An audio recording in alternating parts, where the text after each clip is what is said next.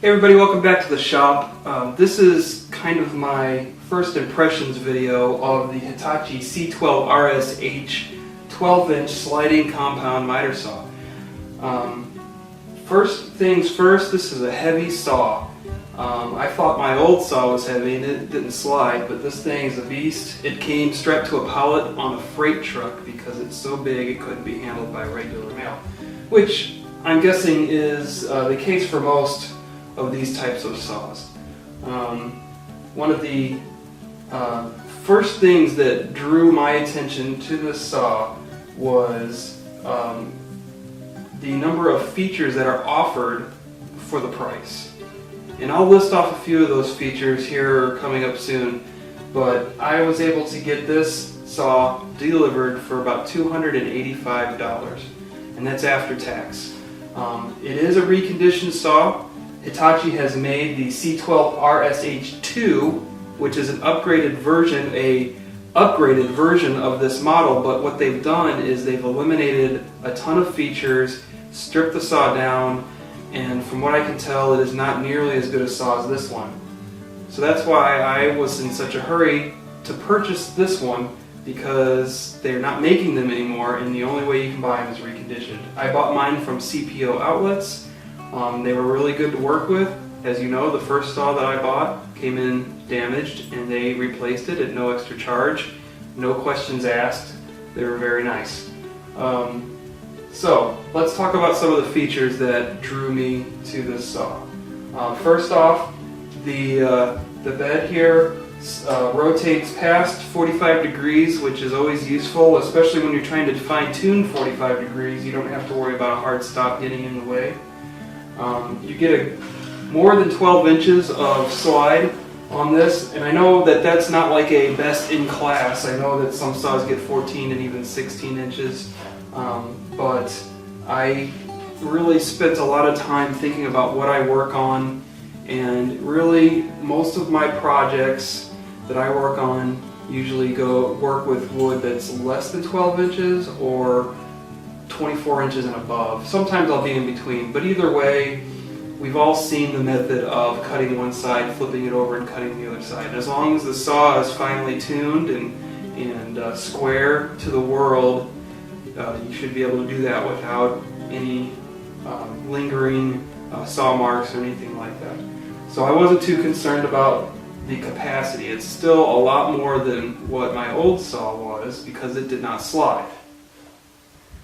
I think I mentioned earlier that it goes beyond 45 degrees. Actually, to the right, it goes to 60 degrees, which is another useful angle when you're doing framings and just needing a little bit more capacity beyond 45 degrees. Another good feature about this saw, and one of the biggest things that attracted it to me, was the distance from the back of the saw here to the fence. So the shorter this distance means that it's the closer you can put this saw to the wall. And for a person like me who is not planning on taking this to a job site but making it a stationary saw, it benefits me to be able to put that saw as close to the wall as possible, because then it frees up more floor space for me. And so this saw has the option of, I'm going to lock it down into place and maybe swing it to the other side here, and then I'll change my camera angle so I can show you. So one of the major benefits of this saw is that you can lock the rails to slide either behind the saw or in front. And personally, I'll always have it so the saw slides on the rails and the rails are sticking forward. I'm not sure where there is a benefit to having the rails go out the back, but let me show you how you adjust that. So you have two knobs here, two locking knobs, and depending on which knob you unlock, it depends on which direction the rails go. So if I unlock the front rail here, the whole saw head will slide forward on the rails, and it extends forward. And the rails never extend farther past this guard that's right here. But if I lock this front knob down and unlock the rear knob, then the saw will move backwards on its rails. And again, I don't know where there's the benefit to this. I would think it would just be good enough the way I plan on using it, having the saw extend out on the rails. Now the only way I can see that that could be an issue is maybe on a bevel cut this could get in the way of the stock laying on the bed, and you would maybe need it to be extended backwards. But if I ever run across that type of a situation, I'll be sure to share it with you. The saw has an adjustable laser, so you can position the laser to be on the right side of the blade over here, or on the left side of the blade over there, or directly in the middle of the cut. I've currently got it set to the left side of the blade because that's kind of where I prefer it, but it's nice to have that adjustability. If you look right back here, there's the laser, and then here's the little knob to adjust it left or right. So one feature I've already been playing around with, and that's why you see all this sawdust here, is I wanted to see how easily I could make dados with this saw. And there are some drawbacks to doing that, particularly, well, first of all, let me explain to how I do that. The saw has a flip-away arm here, and the arm has a depth stop. And when the arm is in place, it will stop the saw short of going fully down into the bed by a certain amount, determined by how much you have that screw turned down. And so what I did really quick is I took a couple 2x4s, marked out some measurements, and then I plowed away half the depth of both of these, and then made a half lap joint. And as I was doing that, I noticed a couple of things. First of all, there's small inconsistencies in the depth, and it could be that this piece isn't sturdy enough. It could be that debris is getting under the screw. I'm not sure. And so I can push down harder, and it will flex the saw and make it go deeper. So it's a little inconsistent. Second of all, when the saw is extended out or buried back into the fence, when the blade is down all the way, it will make a clean cut, and that doesn't matter because you're not trying to make a flat bottom cut or a dado or anything like that. But when it's raised off the bed, as you can see the curvature of the blade actually does start curving up before it hits the fence. And so that telegraphs itself into the depth, and it gets into the dado, so it makes the dado slightly curve up. And so the front of the dado might be your measurement, and then the back of the dado will be shorter or shallower. So what I ended up having to do was I took a piece of plywood. I lost it already. I had a piece of plywood, and I laid it across the bed to pad it out, so when the blade cuts through the dado, it makes the same depth all the way through. So I'm not sure how useful this is actually going to be. It was one of those things that I didn't know if I was going to like it. It seemed like a great idea, but I knew that I really wouldn't know until I tried it out. And now that I've tried it out, I still might find some repeatable operations where it would be useful. But as of right now, I think my table saw will still be my go-to for making dados.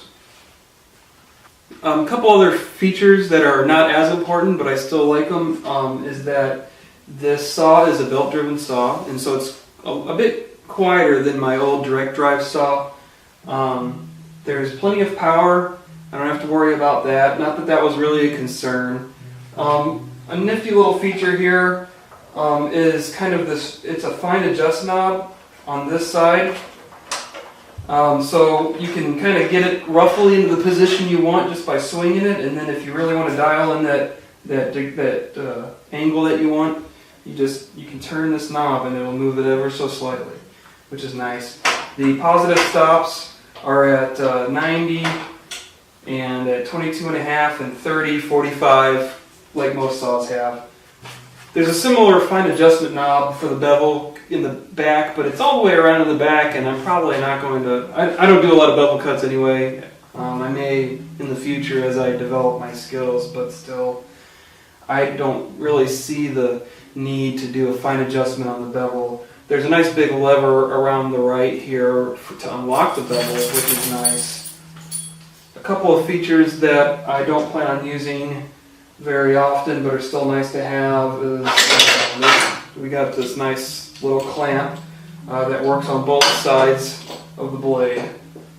And then it has these little wings that flip out, and I guess they serve two purposes.